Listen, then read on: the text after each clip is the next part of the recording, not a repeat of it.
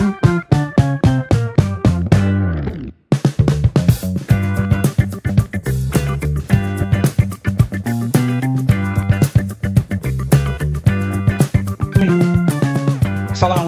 warahmatullahi wabarakatuh dan salam sejahtera bertemu kembali dalam podcast sekali tidur di mana kita akan cuba mengupas apa juga perkembangan sama ada politik maupun semasa di Sabah.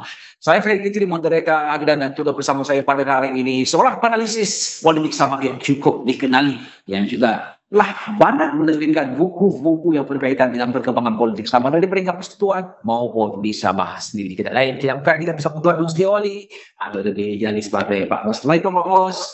Terima kasih. Ini ya maksudnya episod kalau ikutkan dah 3 atau 4 episod anda Pak Ros bersama sekali itu Pak Ros. Sudah lama. Ya sudah lama. Kita bersama Berfauzi. Pendapat berkenaan dengan isu-isu semasa baik di Sabah maupun di persekutuan. Dan hari ini sudah masuk di episod yang ke-13 Amos dan hari ini kita bawakan kepada anda topik mengenai perang slogan. Wow, perang slogan selamatkan Sabah atau Sabah for Sabahan. Okey Amos. Nampaknya perang untuk kebiaran yang ini dah makin dekat. Jadi Amos ada keinginan dan mau biar yang sedang Amos. Itu soalan yang kerap ditanya. Saya meramalkan tiada kepada ujung minggu ini. Okay. Mungkin pada hari Jumaat, kalau bukan hari Jumaat, mungkin juga hari Ahad, ataupun hari Senin sama ada 3 hari bulan yang Jumaat, ataupun pada hari Ahad atau pada hari Senin. Ya, sebab dia tidak akan boleh sampai 10 bulan seperti budget 2026 dan tahun selepas bajet dia ada yang ada. Dia akan tenggelam oleh perbincangan tentang bajet. Jadi saya menyampaikan kita akan membuat sebelum bajet ini ataupun lewat daripada itu. Tapi kalau lewat berpanjang dengan umur sendiri yang ubah secara otomatik. Jadi saya tidak nampak itu. Saya tidak nampak itu. Kemungkinan ada beberapa perkara yang perlu ditunggu sebelum diumumkan berubah. Saya tidak mau terdekat. Saya tidak tahu kenapa tidak bersamakan di saya ikuti pilihan raya dan saya tidak sambar mau pilihan raya. Betul lah kata orang PRN ke-17G merupakan orang bilang PRN orang bilang yang lain daripada yang lain. Ya, sangat menarik. Ya, betul. Dan hari ini Pak Bos kita cerita sikit pasal isu perang slogan ni. Ada yang kita dengar silakan Sabah dan ada juga kita dengar Sabah for Sabahan. Namun apa yang sangat hangat diperkatakan gini-gini sejauh mana slogan itu dan membawa Sabah terus maju dan bagaimana pula sambutan rakyat Sabah terhadap slogan-slogan yang diperjuangkan. Jadi kalau slogan selamatkan Sabah dilihat mungkin sebagai langkah strategi dalam meyakinkan rakyat Sabah untuk bersama mereka pada PRN yang bakal menjelang ini nanti. Bagaimanapun ada fokus, kenapa juga ada orang yang mengatakan slogan selamatkan Sabah ini yang dikeluarkan hanyalah retorik politik semata-mata. Jadi kalau dalam pandangan Pak Mus, adakah slogan yang diperjuangkan itu dapat meyakinkan rakyat Sabah? Kalau mau selamatkan Sabah, sebenarnya selamatkan daripada orang pun. Yang masalah tidak sejak dulu berpunca daripada orang pun. Jadi saya ingin sebut bahwa slogan parti-parti politik ini adalah image parti politik. Apabila diselamatkan Sabah, jadi kita risau mau selamatkan dari siapa? Apa yang mau diselamatkan sebenarnya? Apakah Sabah itu akan selamat ditepati dari kuasa ini? Dan kita pernah berada di bawah pemerintahan. Dia pasti mengatakan selamatkan Sabah dan tidak ada yang selamat juga maksudnya. Tidak ada selamat. Jadi saya ingin tegaskan ideal untuk membawa slogan selamatkan Sabah ini melihat kepada permasalahan yang berlaku dalam pemerintahan hari ini. Jadi barangkali Parti Warisan melihat Sabah hari ini sudah tidak selamat. perlu ditukar kerajaan. Jadi itu dari segi retoriknya. Dia meminta orang Sabah untuk bangkit, untuk membuka kerajaan, untuk menyelamatkan negeri ini. Maksudnya apabila kerajaan IAPS ini kalah, maka selamatlah negeri Sabah. Di sisi lain, kita harus ingat prinsip ataupun pendekatan politik batu warisan ini lebih kepada cuba menjadi sebuah kerajaan diktator. Okey. Sebab pertama sekali dia mau bertanding di 23 kursi. Oh, begitu yang warisan kali ini. Dia bukan soal yakin, dia berniat untuk bertanding di 23 kursi dan tidak bergabung dengan mana-mana parti politik. Okey. Bermakna dia mau menang semua kursi. Okey, pengen menang semua kursi ataupun dia mau jadi terlalu dominan. Ini pernah berlaku dulu semasa Adi Usno pemerintah tahun 67 hingga tahun 76. Pada tahun 71 Usno bertanding. Semua kawasan 32 masa itu menang tanpa bertanding. Okay. Jadi saya punya pemikiran, apa kalau saya berpikir bertanding 73 dan menang 73. Dan apa keperluan untuk dia mengeluarkan pernyataan jika warisan menang 47 kursi 2/3 kita akan bawa ke Dewan Rakyat, kita akan letakkan di undang-undang. Apa keperluan untuk mengeluarkan pernyataan itu? Bermakna dia lalu merasakan dirinya begitu kuat, begitu dominan, sehingga seorang yang dilantik oleh Tuan Agung akan ditukar dan dibawa ke Dewan Undang-Undang ini. Saya rasa itu tidak ada keperluan kecuali ada rasa dendam, rasa marah yang keterlaluan, yang kita tidak perlu memimpin politik yang ada sentimen seperti ini. Misalnya, kalau kita mau selamatkan Sabah, kita minta hentikan sentimen permusuhan, konflik, perkelahian, rasa dendam. Sebab saya percaya di luar sana rakyat yang berusia 60-an, 70-an, termasuk yang masih yang hidup untuk berusia 80-an, teringat kesan di mana perkelahian politik antara pemimpin seperti Tun Mustafa, seperti Tun Kuat, tentang perkelahian antara Pairing, Tun dan Sri Pairing, menyebabkan Sabah ini jadi begini. Perkelahian personal. Okey. Apabila semasa awal dulu, perkelahian antara Tun Mustafa dengan juga Datuk Syafrin.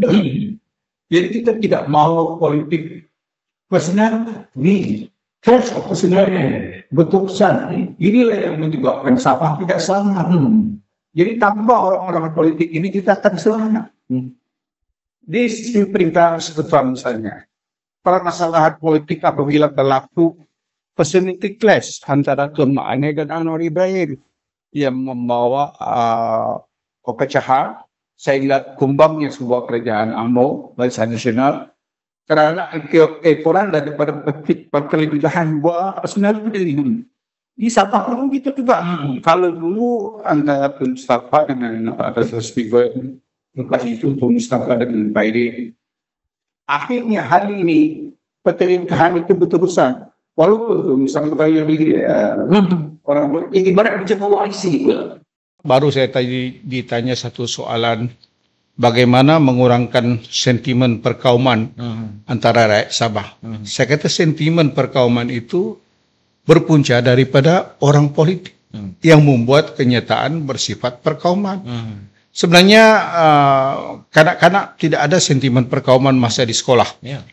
Baik dia orang Bugis kah, orang Suluk kah, orang Bajau kah, orang Kadazan kah, tidak ada sentimen. Tapi apabila mereka memasuk zaman remaja, mendengar pandangan-pandangan orang politik, mendengar ucapan-ucapan orang politik, sentimen itu bermula. Apabila diungkit sejarah dulu.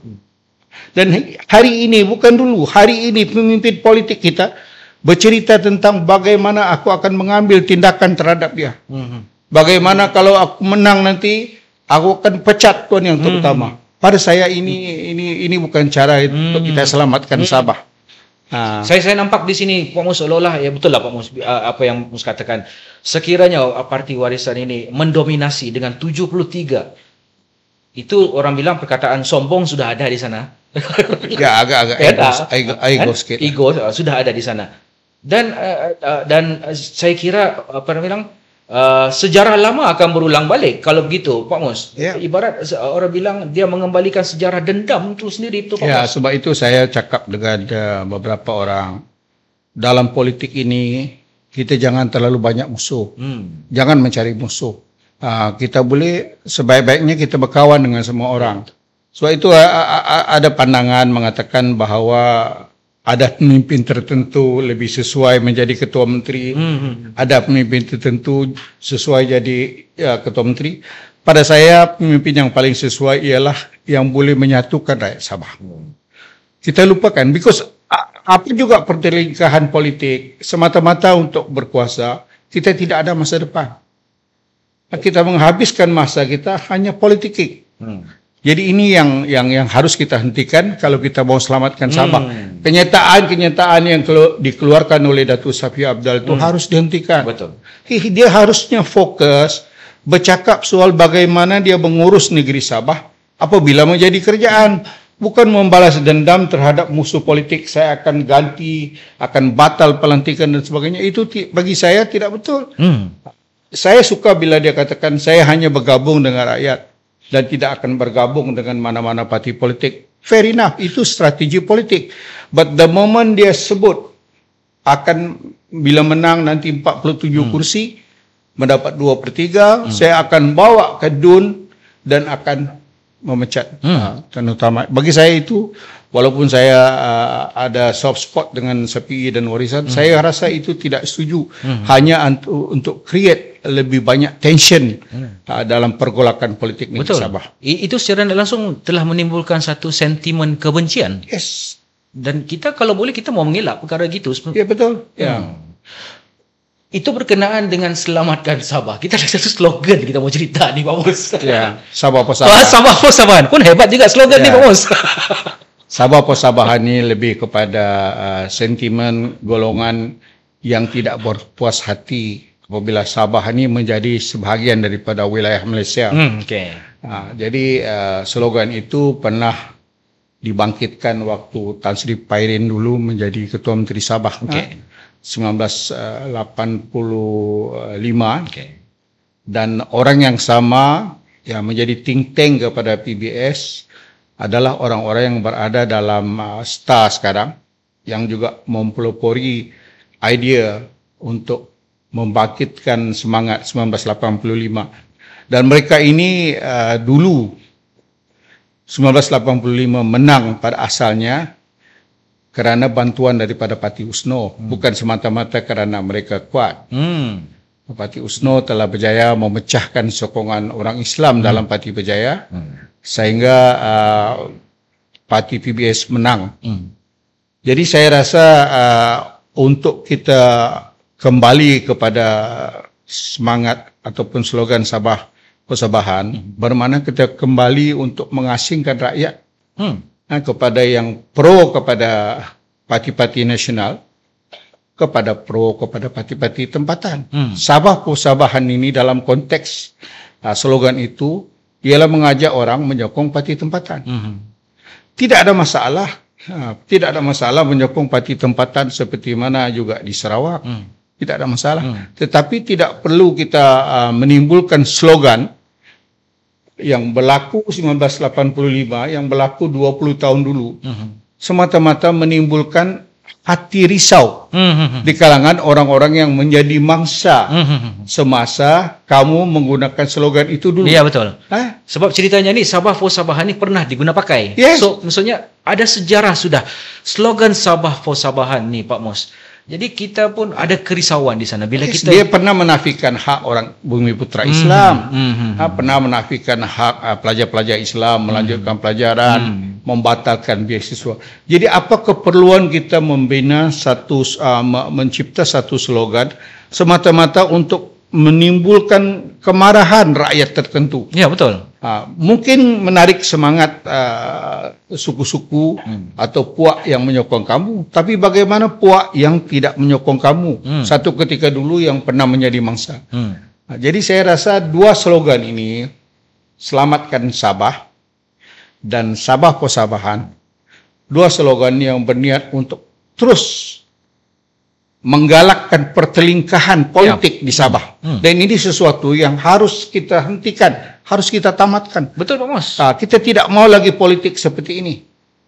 Saya nampak Sabah ni, rakyat Sabah macam terus menjadi mangsa dalam percaturan slogan ni. Sedangkan kita ni, rakyat Sabah ni masih menagih air bersih, elektrik stabil dan peluang pekerjaan yang mempan ni. Itu sebab Fitri, apabila UMNO Barisan Nasional UMNO, Parti UMNO melebarkan sayap ke Sabah 1991, tidak ada slogan seperti itu, hanya slogan membangunkan negeri Sabah.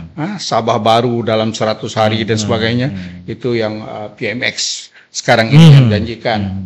Dan terbukti semasa Barisan Nasional, konflik perkauman itu telah dapat diredakan. Kita telah dapat, tidak ada lagi kaum-kaum yang lebih utama, memperkenalkan beberapa dasar politik seperti penggiliran ketua menteri sebagainya, di mana kita ketahui sejarah pertelingkahan politik di Sabah ini kerana kepentingan dua kaum utama, yaitu Bumiputra Islam mau berkuasa, Bumiputra bukan Islam mau berkuasa. Yang di tengah-tengahnya yang menjadi kingmaker orang Cina. Jadi maka pada permulaan pemerintahan BN diberi peluang setiap kaum itu menjadi ketua menteri selama 2 tahun. Bayangkan kalau kita mulakan dari dulu, menjaga kepentingan setiap kaum itu dimulakan oleh Tun Mustafa, dimulakan oleh Tun Steven, dimulakan oleh Tan Sri Pairin, dimulakan Haris Saleh dan sebagainya. Tetapi kita bercakap soal mau ikut Sarawak. Di Sarawak, walaupun dua ketua menteri yang pertama bukan Islam, yaitu Stephen Kalong Ningkan dan juga Panglima Tawisli, dua-dua ini bukan Islam, tapi mereka tidak ada sentimen untuk menekan orang Islam. Tidak, betul. Jadi di Sabah berbeza.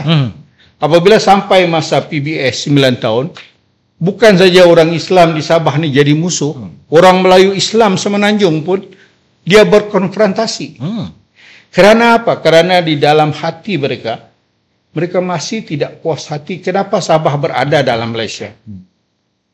Mereka masih tidak menerima hakikat apa yang telah dibuat oleh pemimpin dulu. Kalaupun silap, perkara itu telah berlaku. Kita terima. Kita buat sebaik mungkin apa yang ada kepada kita. Bukan dengan setiap kali kita mengungkit Sabah ini dia anak tiri, Sabah ini dirompak, Sabah ini dikau hasilnya. Tetapi keadaan tidak berubah. Kerana kita hanya berkonfrontasi. Di Sarawak, mereka tidak begitu. Mereka tidak berkonfrontasi. Saya dapat maklumat beberapa jabatan di Sarawak, agensi-agensi persekutuan, perlahan-lahan sekarang ini menjadi agensi negeri. Kerana kebijaksanaan pemimpin Sarawak. Kita hanya bercakap. Bercakap bukan tujuan bercakap suara kita ke Kuala Lumpur, tetapi niat kita untuk mendapat sokongan negeri. Bukan benar-benar kita mau melaksana hak negeri. Itu yang beza kita dengan Sarawak. Betul. Tapi rata-rata orang Sabah maukan Sabah ni jadi seperti Sarawak, dan seperti mana yang kita semua, Pak Mus sendiri tahu dan saya pun tahu, mau jadi Sarawak seperti Sarawak, kita perlukan pemimpin yang ada orang bilang semangat solidarity dan semangat unity seperti di Sarawak. Dan menurut kenyataan daripada Datuk Armizan di dalam satu podcast, beliau berpendapat di mana Pak Mus, di mana Datuk Seri Haji Ji merupakan calon yang paling sesuai untuk next ketua menteri selepas PRN kali ini, kerana beliau dikatakan memiliki sifat-sifat yang seperti ini, seperti maksudnya sifat-sifat solidarity, sifat-sifat unity, untuk menyatukan, orang bilang dialah satu-satunya pemimpin di Sabah ni yang dapat menyatukan parti-parti tempatan ni untuk bekerjasama untuk menubuhkan kerajaan negeri yang baru. Jadi kalau pandangan Pak Mus, adakah betul pandangan apa yang disuarakan oleh Dato' Armizan ni seperti mana yang saya suarakan yang Armizan cakap itu betul. Tapi Dato' Haji sendiri tidak yakin dia boleh terus memimpin Sabah. Sebab itu dia kata ini penggal saya yang terakhir. Kalau Datuk Seri Haji yakin kebolehannya untuk menyatukan Sabah, untuk menjadi ketua menteri yang terbaik untuk Sabah, dia tidak akan keluar kenyataan seperti itu. Datuk Haji tahu konflik politik di Sabah ni berpunca daripada dia. Konflik politik. Dia tahu dia diletakkan menjadi pengurusi bersatu. Kemudian menjadi pengurusi PN menjelang pilihan raya 2020 untuk menentang warisan kerana sokongan daripada Parti UMNO. Tetapi apa yang dia buat pada UMNO? Seorang pemimpin yang boleh dianggap berjaya menyatukan rakyat Sabah, pemimpin Sabah, kerjanya tidak pecah. Tidak ada kerjaan yang pecah. Satu kerjaan Haji Ji, satu kerjaan Safi Abdal. Kerjaan Safi Abdal pecah pada tahun 2020. Di mana beberapa YB dia keluar, meninggalkan dia. Okey, memanglah itu pembangkang punya kerja. Dia kata tu Musa pujuk YB dia. But you sebagai ketua menteri, you gagal. Haji Ji doing the same. Apabila wakil-wakil daripada UMNO tidak bersetuju dengan Haji Ji, bermakna you sebagai ketua, you gagal mengekalkan unity. Jadi bagaimana Dato' Armizan di mana dia dapat poin, dia kata Haji Ji the best. Banding Haji Ji dengan Abang Jo macam kau banding kereta api laju dengan kereta api Tenom lah. Saya cakap kalau banding Safi Abdal dengan Dato' Haji Ji, seperti kau bandingkan kereta api ETS daripada Kuala Lumpur ke Alostar dengan kereta api daripada Beaufort ke Tenom. Sangat jauh, Pak Mus. Jadi kalau kau seorang leader yang baik, dia kata sikap terbuka dan sebagainya. Haji Ji as a person very nice. Tapi dia tidak tahu dia buat apa. Dia tidak tahu di mana dia punya tindakan politik dia. Sebab dia kena monitor, dia kena arah oleh orang tertentu. Sebab itu apabila saya cakap Safi buat kenyataan, dia tidak marah dengan Haji Ji. Dia marah dengan orang di belakang Dato' Haji Ji. Jadi selagi tokoh-tokoh politik ini masih kekal di Sabah, begitulah kejadiannya. Begitulah. Jadi bagi saya orang-orang ini enough is enough. Berhentilah kabut politicking. Termasuk Dato' Haji Ji, penggal ini penggal terakhir lah. Kalau boleh janganlah kau bertanding, bagilah anak kau bertanding. Sebab kau jadi jadi tools orang lain untuk tujuan politik dia. Kamu hanya alat. Jadi bagaimana Armizan mendapat idea, dia kata Haji Ji seorang yang membawa unity. Saya sendiri bekerja dengan Dato' Haji Ji, tidak bersetuju kerana dia melantik seorang bukan Bumi Putra menjadi pengurus SEDCO. Saya berhenti. Saya keluar. Sebab bagi saya itu bukan pilihan dia, tapi pilihan orang lain, tapi dia terima saja. It is not ini yang baru-baru ni yang dia umum. Kami akan melantik seorang timbalan ketua menteri Cina. Lepas itu dia mengiktiraf UEC. Jadi perkara-perkara begini ini nampak sangat you desperado. Desperado untuk mendapat sokongan orang Cina. Tapi dalam masa yang sama penyokong you pun dah hilang. Dia tidak yakin dengan kepimpinan dia. Bagaimana kamu katakan Dato' Armizan, Haji Ji the right leader to be next CM? Saya tidak faham. Okey, Pak Mus. Soalan terakhir untuk Pak Mus. Analisis politik meramalkan BNPH atau PHBN akan mengetuai kerajaan negeri selepas PRN yang ke-17 ni. Boleh Pak Mus bagi sedikit pandangan. Dalam podcast yang keempat untuk saya, saya sebelum ini kelihatan terlalu di tengah-tengah. Saya declare diri saya seorang penyokong kepala parti nasional. Sama ada parti itu adalah PKR atau PH, PN ataupun Barisan Nasional. Saya komited menyokong parti nasional. Sebab saya percaya hanya parti nasional yang boleh menyelesaikan tuntutan MN 63 dan menyelesaikan isu-isu tergantung mengenai hak-hak Sabah. Bukan parti-parti tempatan. Parti-parti tempatan sejak dulu masalahnya bukan tidak boleh, tetapi mereka berkeraut, bergaduh sesama sendiri. Di Sarawak tidak berlaku. GPS itu terlalu begitu dominan. Dan mereka lebih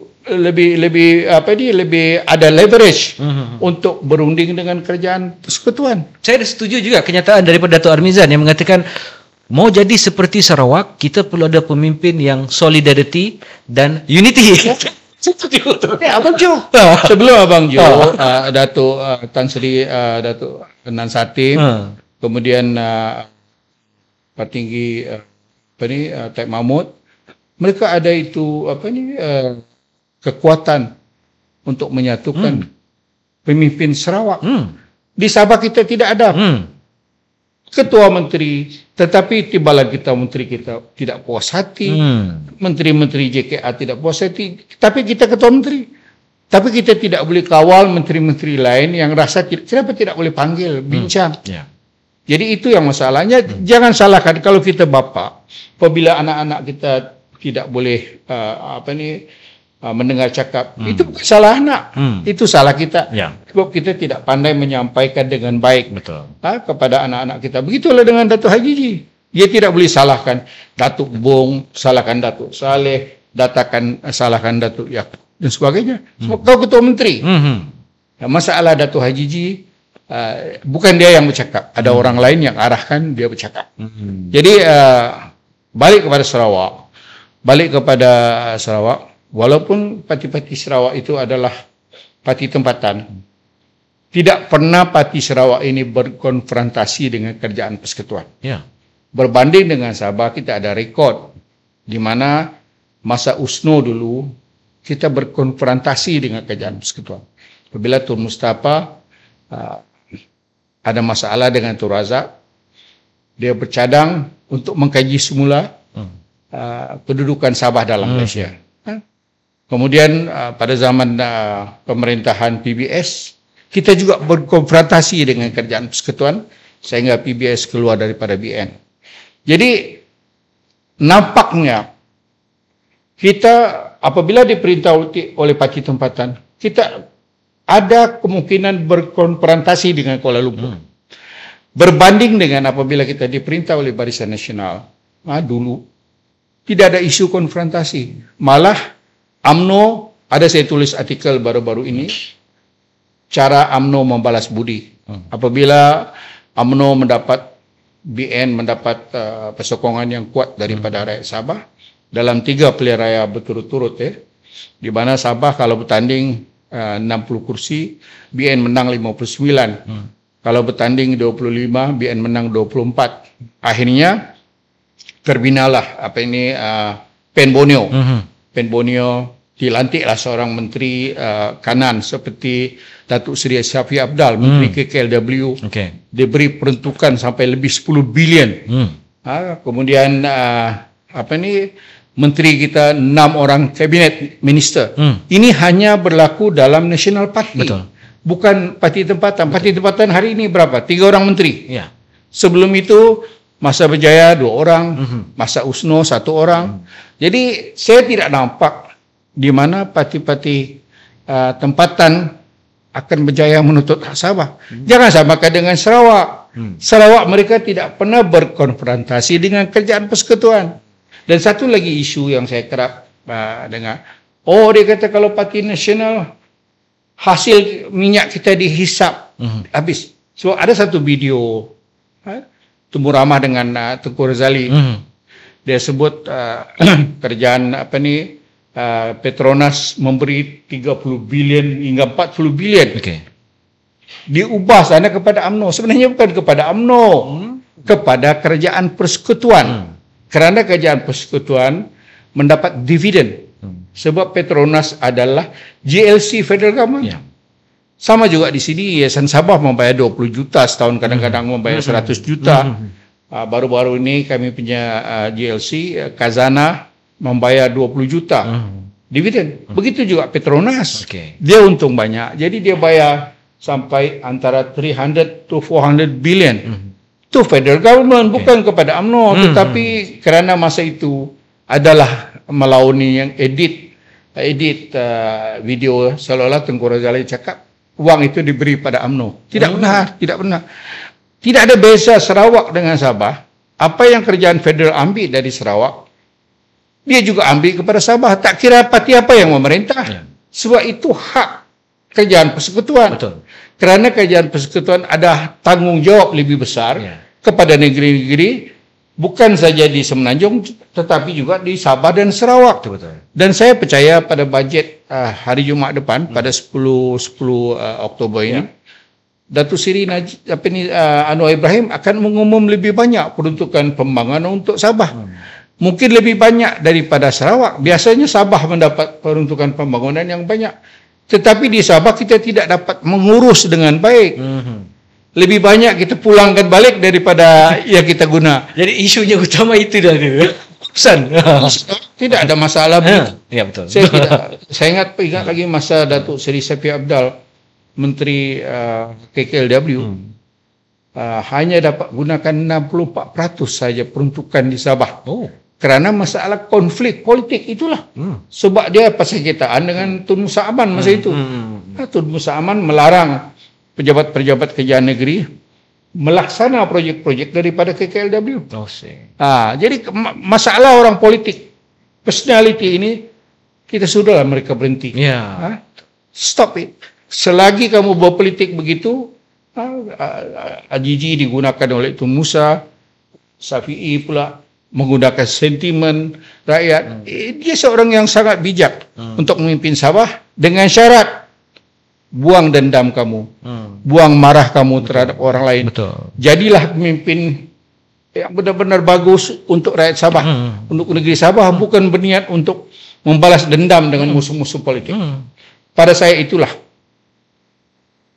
dia Pak Mus. Apapun kita ucapkan terima kasih kepada Pak Mus kerana sudi berkongsi di Sekali Ketok hari ini. Tapi Pak Mus, sebelum kita menutup, kita ada sedikit satu soalan lagi daripada netizen yang mengatakan, Pak Mus ni sebenarnya orang Malaya kah? Dia bilang. Orang Kota Belud. Saya lahir di Kota Belud, membesar di Kota Belud, sekolah di SMK Arsyad, lepas tu di SMK Sanzek, lepas tu SMK Menggatal, lepas tu masuk Universiti Melaya, dan graduate tahun 81. Umur 21 tahun saya sudah graduate. Wih, awal lah Datuk. Ya, graduate 21 tahun. Itulah sedikit latar belakang berkenaan Pak Mus. Dan kita ada sedikit soalan daripada kita ada tetamu sebenarnya ada untuk siri podcast kali ini kan. Mungkin kita boleh terus ajukan kepada soalan itu kepada penonton kita lah. Boleh tanyakan soalan. Bismillahirrahmanirrahim. Assalamualaikum dan selamat malam. Saya ucapkan kepada Pak Mus. Di sini saya ada soalan yang begitu general, tetapi soalan tersebut amatlah relevan terhadap negeri kita di Sabah. Sebab kita tahu bahawa PRN merupakan satu perubahan ataupun perubahan pucuk kepimpinan negeri, di mana 17 pada kali ini kali ke-17 dan sudah 16 kali berlangsungnya PRN.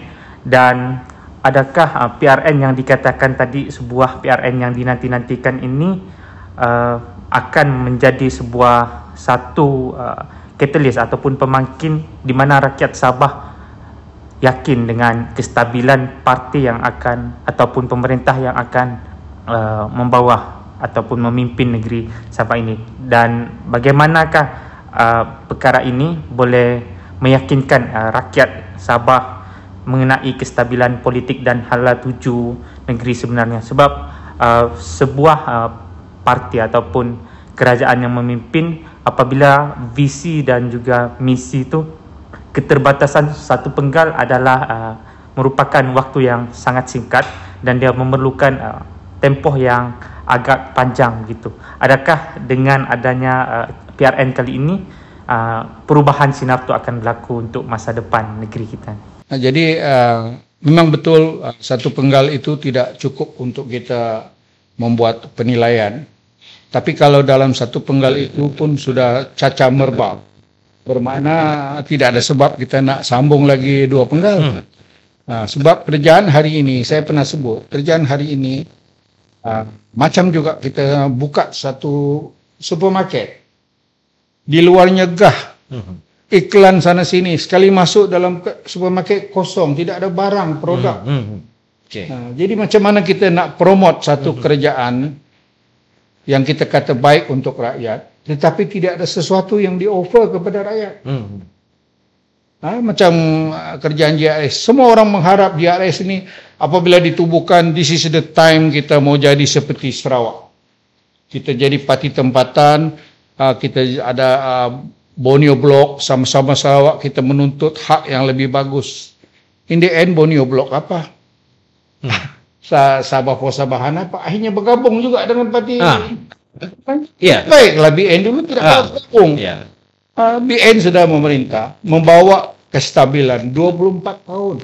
Daripada 1994 hingga 2018. 9 ketua menteri. Dalam keadaan yang cukup stabil, tidak ada krisis. 2 tahun tempoh ini habis, ganti 2 tahun orang lagi. Tidak ada krisis. Tidak ada tikam menikam. Hanya kita kalah apabila sentimen, apabila ada persepsi bahawa Perdana Menteri pada ketika itu, Datuk Seri Najib, terlibat dengan skandal. Masa itu tidak ada video, tidak pernah didakwa di mahkamah. Kerjaan hari ini 8 YB ada video. 9 YB ada video. Jadi macam mana kita katakan berilah dia peluang sepenggal lagi? Tidak boleh, Wang. Kalau sudah begini ini tidak boleh. Kita harus ubah. Kita pikirkan soal masa depan Sabah. Orang-orang yang kau kata tadi yang baru memerintah sepenggal, sebenarnya sudah 10 penggal jadi YB. Datuk Haji G itu ini penggal ke-10. Dia jadi YB 1990. Begitu juga dengan Jeffrey Ketingan, yang lain semua dah hampir 8 penggal jadi YB. Sebab itu dulu bila masa itu saya tahun 1990, sebelum saya pergi ke Sekatan. Saya salah seorang daripada think tank dalam Parti Berjaya yang diketuai oleh Datuk Yahya Lampung. Berjaya masa itu pembangkang. Saya buat satu buku, tajuk dia Politik Islam Antara Impian dan Kenyataan. Dalam buku itu, saya yang mencadangkan digilir Ketua Menteri. Saya mencadangkan digilir Ketua Menteri dan cadangan saya itu diambil oleh Lampung, dibawanya kepada Perdana Menteri Tun Mahathir menjadi manifesto Barisan Nasional pada pilihan raya 1994. Tapi daripada buku saya kata dalam buku Politik Islam Antara Impian dan Kenyataan, saya melihat daripada undi, daripada kawasan-kawasan undi, there is no way melalui parti lokal orang Islam melalui USNO akan kembali menjadi kerajaan. Kerana PBS terlalu dominan masa itu. Hanya apabila kita membawa UMNO masuk ke Sabah. Itu idea dalam buku itu saya tulis. Buku itu diterbit sebelum 1990, saya ingat 89, sebelum saya keluar negara. Buku itu ditulis dalam buku hijau lagi. Saya mencadangkan supaya Ketua Menteri Sabah digilirkan, kerana itulah punca kita ini bersengketa. Orang Islam berebut dengan bukan Islam. Jadi saya kata gilirkan Ketua Menteri Islam, Ketua Menteri bukan Islam. Masa itu saya tidak sebut Cina, sebab Cina hanya kingmaker. Bukan dia ni. Masa itu Yahya Lampung, kami punya pengurus, ada 2 think tank. Saya dengan abang sepupu saya, bekas YB Usukan, si Muhammad Yakin Mumin. Dia masih sehat lagi, masih lagi ada. Dia boleh jadi saksi. Kami 3 orang saja dalam bilik operasi Parti Berjaya masa itu di Signal Hill. Jadi sekurang-kurangnya saya terlibat dalam politik Sabah ini lebih daripada 40 tahun, 50 tahun. Betul. Dan terlibat mereka merangka polisi, terutama sekali dasar penggiliran saya terlibat. Yang menyampaikan Datuk Yaya Lampung dia lah dapat kredit. Okey tu. Tapi sepatutnya Pak Mus pun dapat juga. Pak Mus yang buat buku kan. Ya, buku saya masa itu politik Islam di Sabah antara impian dan kenyataan. Dan masa itu Datuk Karim Ghani, Datuk Haris Saleh, masa itu dia parti lain, Parti Adil, angkatan dia pejabatnya di sebelah, kami Parti Berjaya di bawah Yaya Lampung, tapi mempunyai hubungan yang begitu rapat keduanya. Jadi pada pemikiran kami pada ketika itu bagaimana mengembalikan kuasa politik orang Islam, itu saja, sama ada melalui Berjaya atau USNO. Tapi saya berfikir kedua-dua parti tempatan ini gagal.